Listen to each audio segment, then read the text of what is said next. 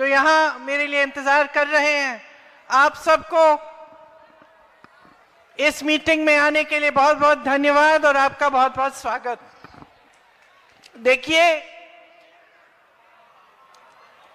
चुनाव चल रहे हैं, ये राजधानी है देश की, केंद्र है देश का, दुनिया के सबसे बड़े शहरों में से गिना जाता है। हर प्रदेश से पलायन करके यहां लोग आते हैं। मैं आज देख रही थी, अपने घर में 4 लोग काम करते हैं। एक इटावा के हैं, एक मध्य प्रदेश के हैं, एक गढ़वाली हैं, एक तमिलनाडु की हैं। तो मेरे ही एक घर में 4 जने हैं जो दूर से पलायन करके यहाँ दिल्ली आए हैं, इस आशा को लेकर, इस उम्मीद को लेकर के उनका भविष्य बनेगा।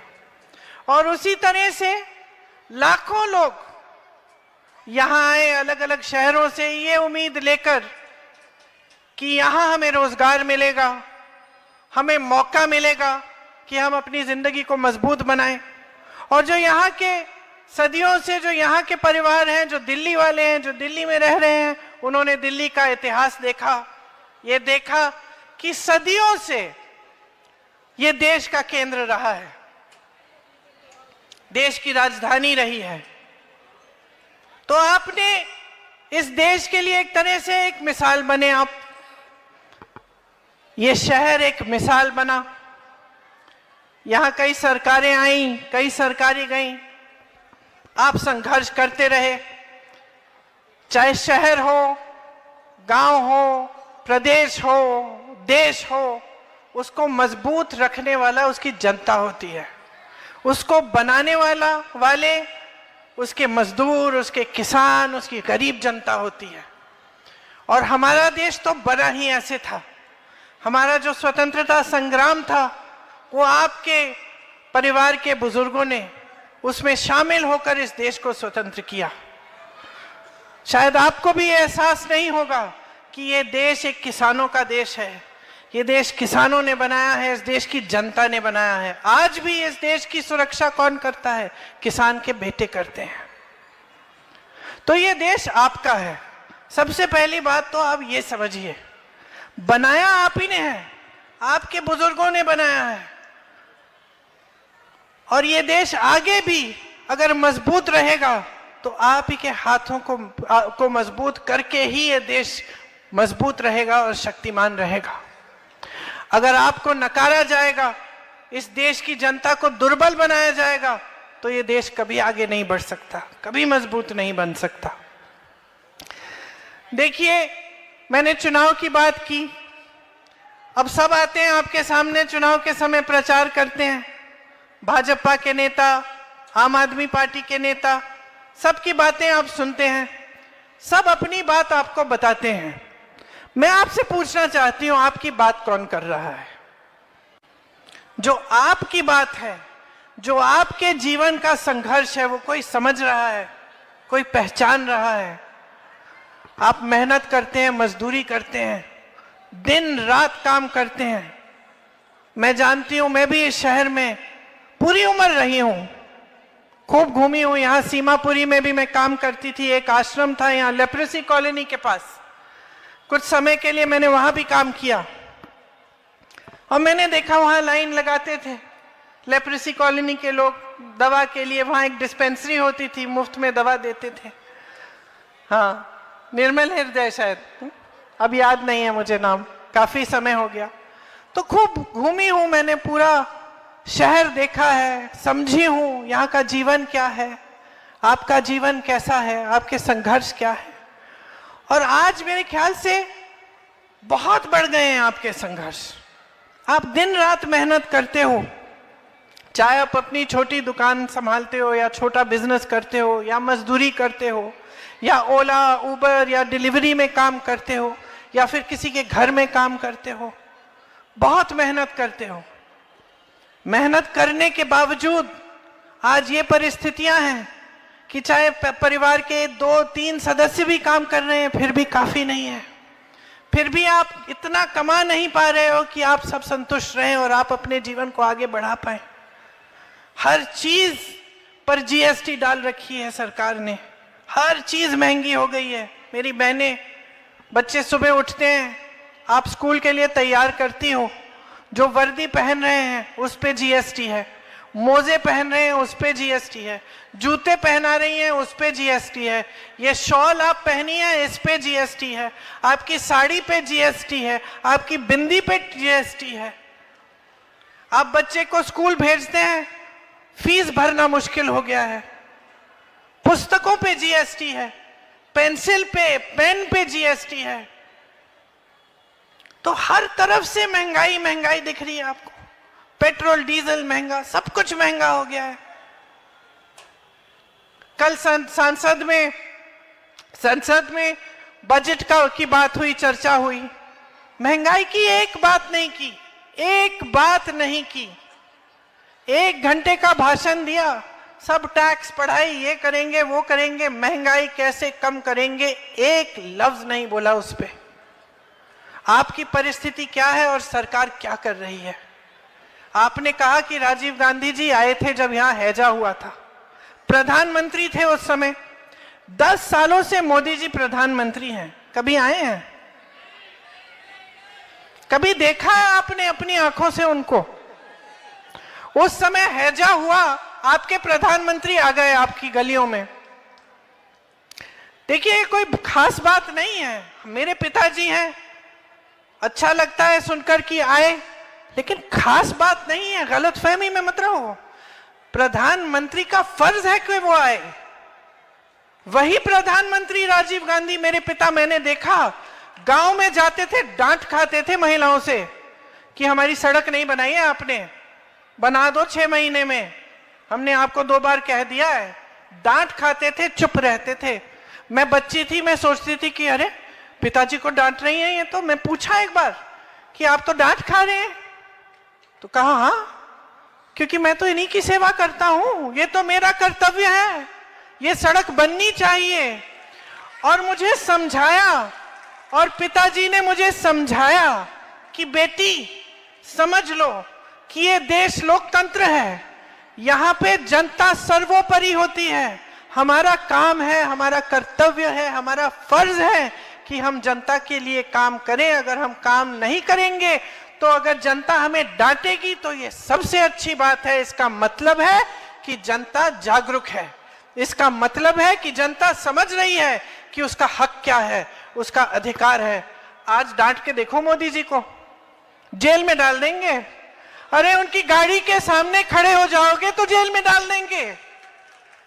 मैंने तो देखा है ना, यूपी में कुछ महिलाएं थी, शिक्षा मित्र थी, वो पढ़ाती थी बच्चों को, वेतन कम हो गया, वेतन के लिए वो प्रदर्शन कर रही थी, उनको पीटा, उनके हाथ तोड़े, उनकी टांगें तोड़ी, उन पे केस लगा दिए, देशद्रोही वाले केस, रासू का कानून वाले केस कि तुम देशद्रोही हो, क्यों? अपना हक मांग रही हो इसलिए। आज का ये जमाना है, लेकिन ये इस देश की फितरत नहीं है, मत भूलिए। ये देश कोई साधारण देश नहीं है। मैंने स्वतंत्रता संग्राम की बात की, कैसे हासिल हुई स्वतंत्रता हमें। सबसे बड़ा आंदोलन था इस दुनिया में और सबसे अनोखा आंदोलन था सत्याग्रह, मतलब सत्य पर आधारित आंदोलन था, समानता पर आधारित आंदोलन था, हिंसा नहीं थी इसमें। इसमें हर देशवासी ने अपनी भूमिका जताई, सब शामिल हुए, हिंदू, मुसलमान, सिख, ईसाई, किसी भी जाति के हो, महिला हो, पुरुष हो, सब शामिल हुए, सब ने ये स्वतंत्रता हासिल की। उस समय ये मोदी जी की विचारधारा के लोग कहां थे? सब अंग्रेजों की खुशामद कर रहे थे।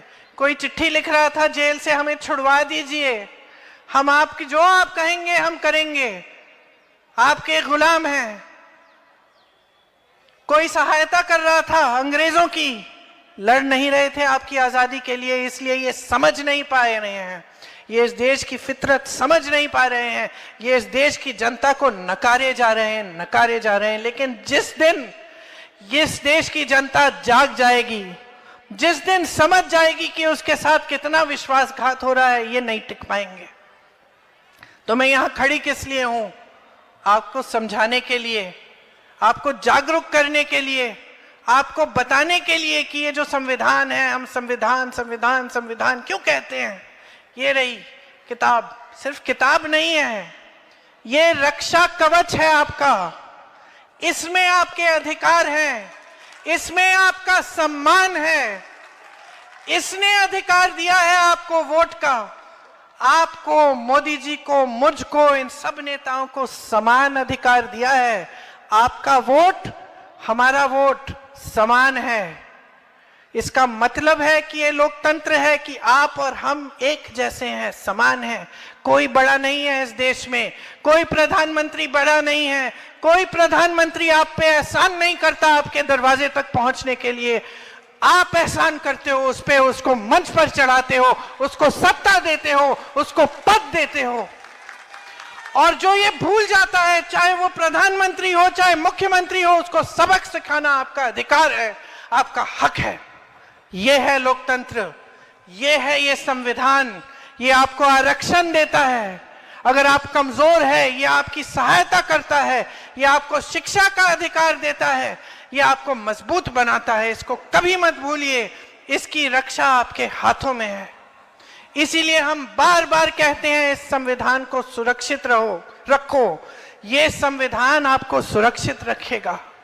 लेकिन आज परिस्थितियां ये हैं कि आप सुरक्षित नहीं हैं। ये मेरी बहनें जो जॉब के लिए जाती हैं, घर से बाहर जाती हैं, शाम को घर आने के लिए डरती हैं, घबराती हैं। अपराध बढ़ गए हैं, बेरोजगारी बढ़ गई है। मेहनत कितनी भी करो, काफी क्यों नहीं हो रहा है। महंगाई बढ़ती चली जा रही है। इससे समाज में आक्रोश बढ़ता चला जा रहा है, नाराजगी बढ़ती चली जा रही है, अपराध बढ़ रहे हैं, लेकिन कोई सुनवाई ही नहीं है। आप ये उम्मीद भी नहीं कर सकते, अरे प्रधानमंत्री दरवाजे तक आएगा, ये तो छोड़िए, आपकी तरफ नजर भी नहीं डालते हैं। बड़े बड़े वादे किए केजरीवाल जी ने, इनकी राजनीति कहां से उभरी? ये सोचिए, इनकी राजनीति उभरी इस बात से कि हम ईमानदार हैं, ये सब चोर हैं। सबसे पहले जो भी ऐसा कहता है ना, उससे सावधान रहो। हमेशा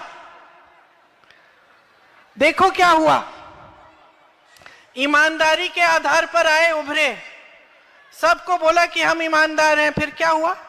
शराब का घोटाला हुआ, सबको समझ में आ गई बातें। मोदी जी ने क्या कहा? हम ईमानदार हैं, ये कांग्रेस वाले सब चोर हैं। वाह वाह वाह, बड़ी ईमानदारी दिखाई है इन्होंने 10 सालों में। देश की सारी संपत्ति अडानी और अंबानी को पकड़ा दी। आज आपकी बिजली की बिल महंगी आती है कि नहीं आती है? बिजली की बिल महंगी क्यों हो रही है? क्योंकि सारी बिजली इस देश के अडानी जी के हाथों में है। उनको मुफ्त जमीन, हवाई अड्डे देश के, कोयले के खदान, पेट्रोलियम, सब कुछ इन दोनों लोगों को पकड़ा दिया है। जहां से आपको रोजगार मिलता था, जहां से स्थायी नौकरी मिलती थी, पेंशन मिलता था पुराना, सब खत्म कर दिया, सब इनको पकड़ा दिया। और चाहे केजरीवाल जी हैं, चाहे मोदी जी हैं, वो सब इन बड़े उद्योगपतियों के गुलाम हैं। आप देखिए, लैटरल एंट्री की बात कौन करता है? ठेके पे काम हो रहे हैं सारे इन बड़ी बड़ी कंपनियों में भी। सरकारी नौकरियां एक जमाने में सब चाहते थे, दिल्ली आते थे इस वजह से कि कहीं हमारी नौकरी लग जाएगी, सरकारी नौकरी होगी, हमारी जिंदगी सेट हो जाएगी, अच्छा पेंशन मिलेगा, जब रिटायर होंगे तब भी हम सही सलामत रहेंगे। आज वो भी गारंटी नहीं है। आप जहां भी नौकरी ले लें, आज आपको उतनी भी गारंटी नहीं है। सरकारी पद 25,000 खाली पड़े हैं, इन्होंने भरे नहीं है। बेरोजगारी आज चरम पे है। 45 सालों में इतनी बेरोजगारी नहीं हुई जितनी आज है। आप अपने बच्चों को पढ़ाते लिखाते हो। आज ऐसा जमाना नहीं है कि आप सोचते हो कि ठीक है बच्चे बड़े होंगे काम में लगा देंगे। नहीं, आप सब चाहते हो कि जो संघर्ष आपने देखा है आपके बच्चे ना देखें। आप सब चाहते हो कि आपके बच्चे बड़े होंगे, अच्छी नौकरी मिलेगी, अच्छा रोजगार मिलेगा, कोई अच्छा कारोबार करेंगे और फिर आपकी भी देखभाल करेंगे। यही तो चाहते हैं, सारे माँ बाप यही चाहते हैं। लेकिन आज आप ये भी नहीं कह सकते अपने बच्चों को कि भाई हम पढ़ाएंगे लिखाएंगे, तुम डिग्री लेके आओगे तुम्हें रोजगार मिल जाएगा बेटे, इतना भी नहीं कह सकते आप। ये भी गारंटी नहीं है, क्योंकि सारे रोजगार के साधन बंद कर दिए हैं। यहाँ छोटी छोटी दुकानें हैं, छोटे बिजनेस हैं, आप मेहनत से बनाते हो, आज आप कमा कितना रहे हो? सारे पैसे जीएसटी में जा रहे हैं। महंगाई इतनी है कि आप कोई भी कारोबार करें, सामान खरीदने के लिए आपको इतना देना पड़ता है, आप कैसे मुनाफा करेंगे? ये लोग ऐसी स्कीमें लाते हैं, कभी कह देते हैं नोटबंदी, लाइन में खड़े हो जाओ, देशभक्ति दिखाओ अपनी। सबने देख ली देशभक्ति, आप सब देश की गरीब जनता लाइन में खड़े हो गए।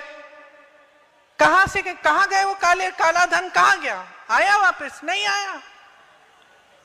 10 साल ऐसे ही निकल गए, कोई फिजूल की स्कीम, कभी जीएसटी, कभी नोटबंदी, कभी कुछ। कोरोना हुआ, हमने हैजा की बात की, कोरोना हुआ, लाशें सड़क पे थी, अस्पताल में बेड नहीं मिल रहे थे, लोग ऑक्सीजन के लिए रो रहे थे, मर रहे थे। मोदी जी कहां थे? दुनिया भर घूम आए, अमेरिका गए, जापान गए, अफ्रीका गए, सब जगह गए, जहां आप नाम लो वहां पहुंच गए, लेकिन यहां सीमापुरी तो नहीं आए होंगे।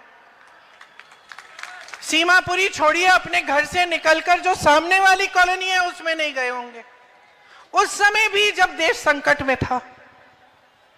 आज मेरी बहनें इतनी मेहनत करती हैं, आप बाहर अगर काम करती हैं, घर आती हैं तो आपको घर भी संभालना पड़ता है। ये मत समझिए कि कोई समझ नहीं रहा है, ये बात हम समझते हैं कि सबसे ज्यादा जो महंगाई और जो समाज का बोझ है वो मेरी बहनों के कंधों पर है। आप कितना भी काम करें, घर आकर और काम करेंगी, रसोई में खाना पकाएंगी, सफाई करेंगी, देखेंगी कि सब परिवार के सब सदस्य ठीक ठाक हैं। जब वो सो जाएंगे तभी आप सोएंगी। ये हर परिवार में ऐसा ही है, ये हमारा समाज ऐसा है कि हम बोझ उठाते हैं, लेकिन कौन समझ रहा है आपका बोझ, आपका दर्द कौन समझ रहा है कि आप कुछ भी करें, किस तरह से अपने बच्चे को पालते हैं। बच्चा बीमार पड़ता है, हॉस्पिटल ले जाना पड़ता है, घबराहट होती है, प्राइवेट में ले जाएंगे, इतने पैसे लगेंगे, आएंगे कहां से? सरकारी अस्पताल में लाइन में खड़े रहेंगे, कुछ मिलेगा नहीं।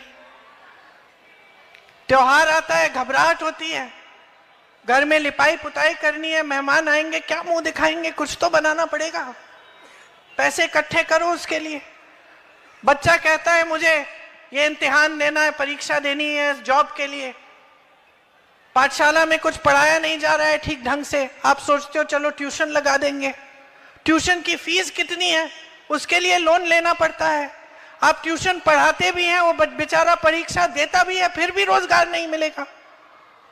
आपको लोन लेना पड़ता है, वहां अडानी अंबानी जैसे बड़े उद्योगपतियों को मुफ्त मिल रहे हैं लोन, उनके लोन माफ हो रहे हैं, और आप इस खाई में डूबे हुए हैं। आपके लिए कोई मदद नहीं है, कोई सहायता नहीं है। आज आपके बच्चों की भी महत्वाकांक्षाएं अलग हैं। हम लोग छोटे थे तो 2-4 चॉकलेट मिलते थे, एक 5 स्टार, एक एक्लेयर, एक वो ऑरेंज वाली मिलती थी, बस। चाहे कितने भी बड़े परिवार के हो, यहाँ दुकानों में वही मिलती थी। वो 2 गुड़िया मिलती थी प्लास्टिक की, और 1-2 छोटी सी गाड़ी के खिलौने, और कुछ मिलता ही नहीं था। आजकल क्या क्या नहीं मिलता है। बच्चे फोन खोलते हैं, सोशल मीडिया में देखते हैं सब कुछ, कहते हैं पिताजी मुझे ये 500 रुपए वाले जूते चाहिए, मुझे वो टी शर्ट चाहिए, वो नाइकी वाली टी शर्ट चाहिए, मुझे फोन दिलाओ। मेरे सारे दोस्तों के पास फोन है, तो उनकी भी महत्वाकांक्षाएं बढ़ी हैं, और ये अच्छी बात है। अच्छी बात है, क्योंकि तभी थोड़ा मेहनत करने की कोशिश करेंगे, आगे बढ़ेंगे। लेकिन अच्छी बात होने के साथ साथ एक मुसीबत भी है, क्योंकि अब महंगाई इतनी है, समस्याएं इतनी है, संघर्ष इतना है कि ये चीजें दिलवाना भी मुश्किल हो गया है। अब आप जितना भी काम करें, अगर आपको बच्चे को फोन देना है, आपको भी बुरा लगता है कि मना कैसे करें, लेकिन आएगा कहां से, दोगे कहां से, जब कमा ही नहीं पा रहे हो, जब कहीं रोजगार नहीं है, कहीं आशा नहीं है, कहीं उम्मीद नहीं है। और इस बीच चुनाव में आपके सामने आम आदमी पार्टी के नेता आते हैं, मोदी जी आते हैं, और कैसी कैसी बातें करते हैं। आप सोचिए, कोई शीश महल की बात कर रहा है, ठीक है। केजरीवाल जी ने अपने लिए एक बहुत बड़ा महल बनाया है, यही मुद्दा बन गया है बीजेपी का, ठीक है, सही मुद्दा भी है। किस पैसों से बनाया? वहां आम आदमी पार्टी वाले कहते हैं कि मोदी जी अपने लिए राजमहल बना रहे हैं, ये भी सही है। कोविड जब चल रहा था तो 20,000 करोड़ रुपए का ये सारा जो पार्लियामेंट का सुंदरीकरण, इंडिया गेट का सुंदरीकरण चल रहा था। हम लोग चीख रहे थे, चिल्ला रहे थे कि भाई अच्छा खासा पार्लियामेंट है, अच्छा खासा इंडिया गेट है, दुनिया भर से लोग इसको देखने के लिए आते हैं, इसको सुंदर करने की क्या जरूरत है, वो भी अभी जब देश संकट में है। लेकिन उन्होंने किया। तो एक तरफ शीश महल की बात है, एक तरफ राजमहल की बात है। फिर मोदी जी मंच पे आते हैं, मैंने देखा द्वारका में भाषण दे रहे थे, कह रहे थे द्वारका को हम ऐसा बनाएंगे, दुनिया में सबसे सुंदर बन जाएगा, सब द्वारका को देखने आएंगे। वाह वाह वाह वाह। तो 10 सालों से कहां थे मोदी जी? 10 सालों से आपकी केंद्र में सरकार थी, तो क्या 10 साल काफी नहीं थे द्वारका को सुंदर बनाने के लिए? बनाया क्यों नहीं? अब चुनाव आ रहा है इसलिए बनाने जा रहे हैं। और फिर कहते हैं कि 500 रुपए का सिलेंडर मिलेगा। बहनों, चुनाव के 2 दिन पहले 500 रुपए का सिलेंडर दे रहे हैं। 10 सालों से केंद्र में सत्ता इनकी है, तब क्यों नहीं दिया? तब आप 900, 1100, 1200 में सिलेंडर क्यों खरीद रहे थे? अब चुनाव आ रहा है तो याद आ गई आप। अब सब महिला सशक्तिकरण, महिला सशक्तिकरण, वाह। अब सबको महिलाएं याद आ गई। और 10 सालों से जो आपकी सुरक्षा के बारे में किसी ने नहीं सोचा। सोचिए, आम आदमी पार्टी किस मुद्दे पे आई थी, उभरी थी? किस मुद्दे पे? महिला की सुरक्षा के मुद्दे को लेकर इन्होंने शीला दीक्षित जी को जलील किया, उनके खिलाफ कैसे कैसे इल्जाम लगाए। आज क्या महिला सुरक्षित है इनकी दिल्ली में? आज बहन आप काम के लिए जाती हो तो घबराहट नहीं होती आपको? होती है ना? आप सोचते हो कम से कम 2-2 जने चलते हैं, चलो शाम हो रही है इकट्ठे चलते हैं, अकेली नहीं जा पाओगी। तो ये परिस्थितियां हैं। मुद्दे कैसे कैसे उठा रहे हैं ये लोग। मोदी जी उस दिन कह रहे थे, मेरी मां के बारे में कह रहे थे कि उन्होंने राष्ट्रपति का अपमान किया है। कैसा मुद्दा निकाला इन्होंने। एक बुजुर्ग महिला दूसरी बुजुर्ग महिला के साथ अपनी सहानुभूति व्यक्त कर रही है, कह रही है बेचारी राष्ट्रपति जी थक गई होंगी, 1 घंटे का भाषण उनको पढ़ना पड़ा। और इन्होंने इसको चुनावी मुद्दा बनाने की कोशिश कर दी। कह रहे हैं कि अपमान किया है, ऐसा किया है, वैसा किया है। यार अपमान तो आप कर रहे हैं देश की जनता का। देश की जनता जूझ रही है, खाने को नहीं है, रोजगार नहीं है, महंगाई की वजह से कुछ मिल नहीं रहा है, पेंशन नहीं मिलता, सरकारी कर्मचारी परेशान है, सफाई कर्मचारी परेशान है, सब परेशान है, और तुम ये फिजूल की बातें कर रहे हो। तो मैं आपसे पूछना चाहती हूं बहनों और भाइयों, जागना है कि नहीं जागना है? असली मुद्दों पर उतारो इन्हें, सही मुद्दों की बात करें। जितने भी नेता हैं इस मंच पे बैठे, और मैं भी इसमें शामिल हैं, हम सबको ये सबक सिखाओ कि जब तक हमारे मुद्दों पे बात नहीं होगी तब तक तुम्हें वोट नहीं मिलेगा।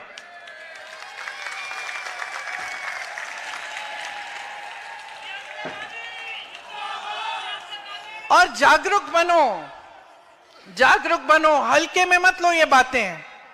यहां आए हो, बैठे हो, मेरी बातों को सुन रहे हो, तो जागरूक बनो, समझो कि इनकी राजनीति क्या है, क्या हो रहा है आज इस देश में। मैंने अडानी जी, अंबानी जी की बात की, इससे आपका क्या असर, आप पे क्या असर हो रहा है समझ रहे हैं आप? जब देश की संपत्ति सारी 2-3 बड़े बड़े उद्योगपतियों को दी जा रही है, तो किसकी संपत्ति है? मोदी जी की है? केजरीवाल जी की है? किसकी है? आपकी संपत्ति है, आपकी संपत्ति है। कैसे? जो स्कीम्स बनती हैं आपके लिए, जो आपके लिए सरकार करती है। इंदिरा जी ने अगर ये घर बनवाए, किन पैसों से बनवाए? अपनी जेब से तो नहीं निकाले उन्होंने पैसे, और मैं अक्सर अपने नेताओं को भी कहती हूं कि ऐसे मत कहिए कि इंदिरा जी ने दिया नहीं, ये जनता का है। इंदिरा जी ने अपना कर्तव्य निभाया। इंदिरा जी समझी कि ये जनता का है, ये जनता के पैसे हैं, इनसे जनता के लिए घर बनेंगे, इनसे नालियां साफ होंगी, इनसे सड़कें बनेंगी, इनसे पार्क बनेंगे। जो नेता ये समझता है वही सही नेता है, वही असली नेता है। और इनको समझाना, याद दिलाना आपका काम है। सब नेताओं को समझना चाहिए, अगर आज केजरीवाल जी 450 करोड़ रुपए अपने प्रचार में, अपने चेहरे को चमकाने के लिए मीडिया में खर्च कर रहे हैं, तो ये किसके पैसे हैं? आपके पैसे हैं। अगर मोदी जी हजारों करोड़ों रुपए का प्रचार कर रहे हैं तो किसके पैसे से कर रहे हैं? वो तो कहते हैं ना, झोला लेके चले जाएंगे। आ गया टाइम, आ गया टाइम, सही कह रहे हैं आप, आस्ते आस्ते आएगा। लेकिन उनके पैसे नहीं है जो खर्च रहे हैं प्रचार पे, ये आपके पैसे हैं। ये वही पैसे कि जब कर्मचारी कहता है मुझे पुराना पेंशन दो, सरकार कहती है पैसे नहीं है। जब किसान कहता है कि मेरे कर्ज माफ करो, सरकार कहती है कि पैसे नहीं है।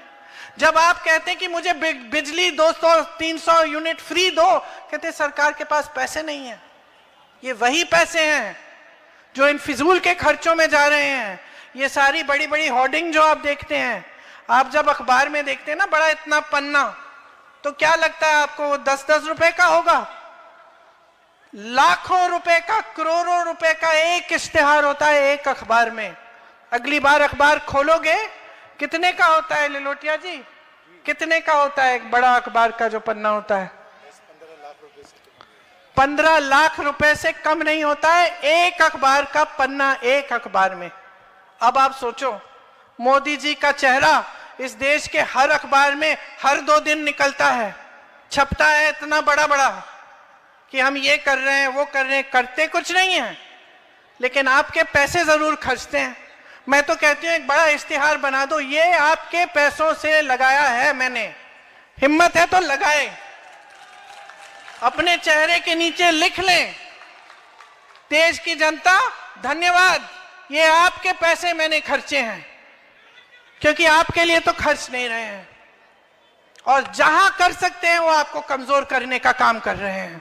आरक्षण कमजोर कर रहे हैं, संविधान को कमजोर कर रहे हैं, अर्थव्यवस्था को कमजोर कर रहे हैं। रुपया देखो किस तरह से गिर रहा है, कमजोर हो रहा है। आपकी ईएमआई महंगी हो रही है, बढ़ती चली जा रही है।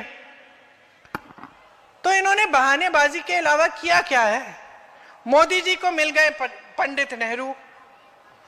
जो गलत है, जो ठीक नहीं है, जो कर नहीं पा रहे हैं, वो नेहरू जी की वजह से।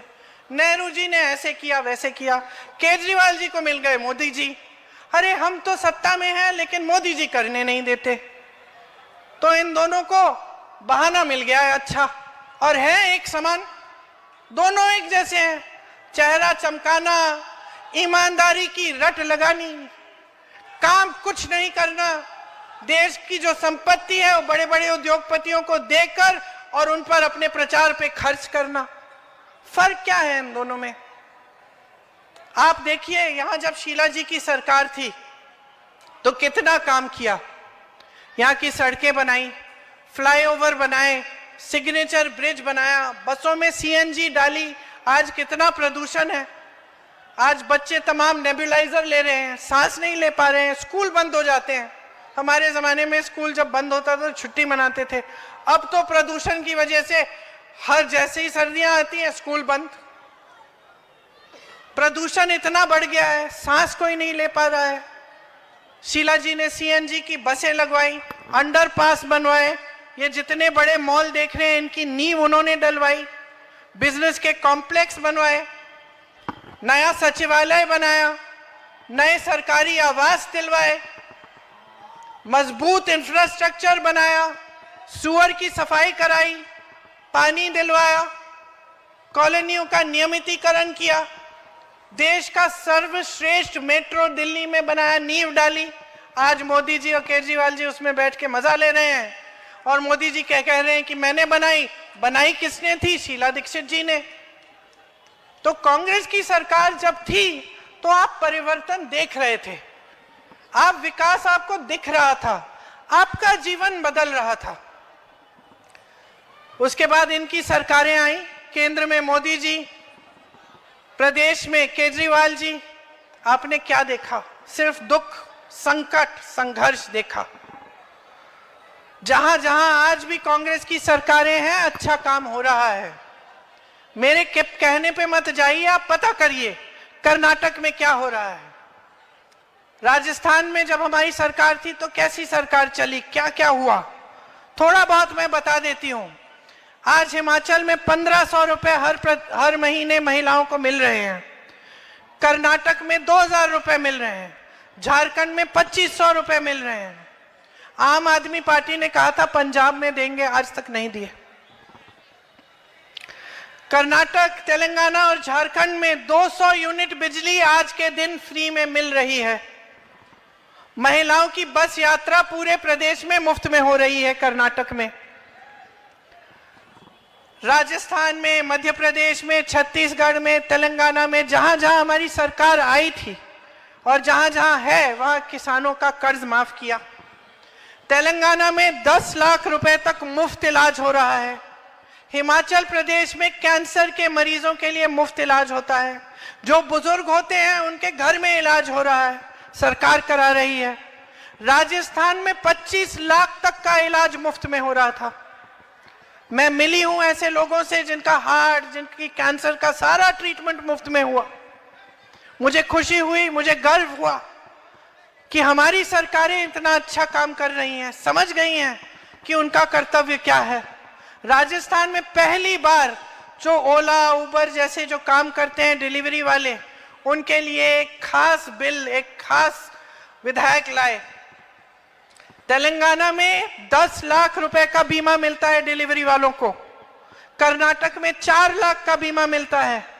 गैस सिलेंडर 500 रुपए में फ्री में, 500 रुपए में तेलंगाना में मिल रहा है आज के दिन। हिमाचल, राजस्थान और छत्तीसगढ़ में पुराना पेंशन लागू है आज के दिन। गरीबों को घर बनाने के लिए कर्नाटका की सरकार 3.5 लाख की मदद दे रही है। हिमाचल प्रदेश में 7 लाख की मदद मिल रही है। तेलंगाना में कांग्रेस की सरकार 5 लाख की मदद दे रही है। और यहां क्या हो रहा है? यहां आपकी गलियां मैल से भरी हुई हैं। यहां पे बड़े बड़े कूड़े के पहाड़ बनाए हुए हैं। गलियों में गंदगी है, नालों में गंदगी है, चल नहीं रहा है पानी, हवा में जहर घुली हुई है। ट्रैफिक इतना है कि यहां से वहां जाना मुश्किल है, कहीं गाड़ी लग जाएगी। लोग नाराज हैं, परेशान हैं, लड़ाई करेंगे, लड़ पड़ेंगे आपसे। हर तरफ संकट है। बाहरी दिल्ली की तो ये हालत बना दी है कि कोई पूछता ही नहीं है कि क्या हो रहा है, कोई विकास का काम नहीं हो रहा है। और एक खेल चल रहा है इन नेताओं के बीच में, मोदी जी और केजरीवाल के बीच में। मैं अच्छा, तू बुरा, मैं ईमानदार, तू चोर। और इसी खेल में आपका ध्यान भटकाना चाहते हैं। आपकी जो बातें हैं, आपकी जो ज़रूरतें हैं, आपकी जो परेशानियां हैं, आपकी जो समस्याएं हैं, उनके बारे में कोई बात नहीं कर रहा है। कांग्रेस पार्टी आपको गारंटी दे रही है। किस आधार पर दे रही है? कि हम अलग अलग प्रदेशों में जहां हमारी सरकार है, हम उसको करके दिखा रहे हैं। आप खुद जानकारी लीजिए। प्यारी दीदी योजना यहाँ पे हम देना चाहते हैं आपको। महिलाओं को हर महीने 2500 रुपए देंगे। जीवन रक्षा योजना 25 लाख तक मुफ्त इलाज होगा, जैसे राजस्थान में कराया था। युवा उड़ान योजना, जिसमें युवाओं के लिए एक अप्रेंटिसशिप की स्कीम आएगी। 1 साल के लिए आप अपने हुनर को बनाएंगे, आपको सिखाया जाएगा, आपको जॉब में लगाया जाएगा, आपके लिए 8,500 रुपए प्रति माह आपको मिलेंगे। 1 साल के बाद आपका हुनर बनेगा, आप काबिल बन जाएंगे कि आप अपना कारोबार शुरू करें, अपना कोई बिजनेस करें, अपनी कोई कहीं पे नौकरी लग जाएगी आपकी। 300 यूनिट बिजली मुफ्त में मिलेगी। महंगाई से मुक्ति योजना में 500 का आपको सिलेंडर मिलेगा और राशन का किट आपको मुफ्त में मिलेगा। और खास पूर्वांचलियों के लिए एक खास बजट बनेगी जिसमें आपके लिए खास योजनाएं लाएंगे। तो ये सब हम करना चाहते हैं और हम अन्य प्रदेशों में करके दिखा रहे हैं। मैं सिर्फ आपको जागरूक करने के लिए आई हूं। यहां आपने नाम लिया संतोष कोली जी का, आज हम उनको श्रद्धांजलि दे रहे हैं। एक युवा महिला थी, संघर्ष किया, लड़ी, आपके लिए लड़ी। इसी तरह से आप इनसे सीखो और अपने लिए लड़ना सीखो। और सबसे बड़ी चीज इस लड़ाई में क्या है? आपकी जागरूकता है। इस लोकतंत्र को क्या बचाएगा? आपकी जागरूकता बचाएगी। आप मजबूत बनोगे, जानकारी लोगे, सवाल उठाओगे, प्रश्न करोगे नेताओं से, तभी ये देश मजबूत रहेगा, तभी ये देश बुलंद रहेगा। तो मैं आपसे आग्रह करने आई हूं कि 5 तारीख को चुनाव है, सबकी जानकारी लो, जागरूक बनो और ऐसे अपना वोट दो जिससे आपकी ही भलाई हो। लिलोटिया जी आपके लिए काम करेंगे, आपकी समस्याओं को समझते हैं, अपने कर्तव्य को समझते हैं, अपनी जिम्मेदारी को समझते हैं। इनके हाथ मजबूत करिए, भारी से भारी बहुमत से इनको जिताइए, कांग्रेस की सरकार दोबारा दिल्ली में लाइए ताकि आपका भविष्य बदले, आपकी दिल्ली बदले। इस दिल्ली को जिस पर हम सबको गर्व है, इस दिल्ली को आप बचाइए इन लोगों से, इस गलत राजनीति से। आप सबको बहुत बहुत धन्यवाद, बहुत ध्यान से मेरी बातें सुनी है। जय हिंद। बहुत बहुत धन्यवाद।